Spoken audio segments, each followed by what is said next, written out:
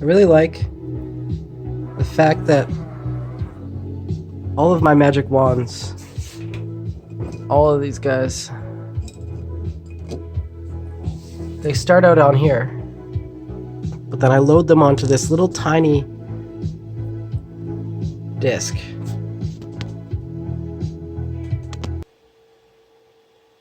It's almost like a magic book.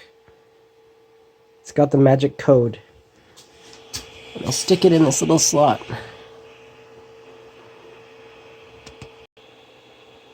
And then all I do is print it.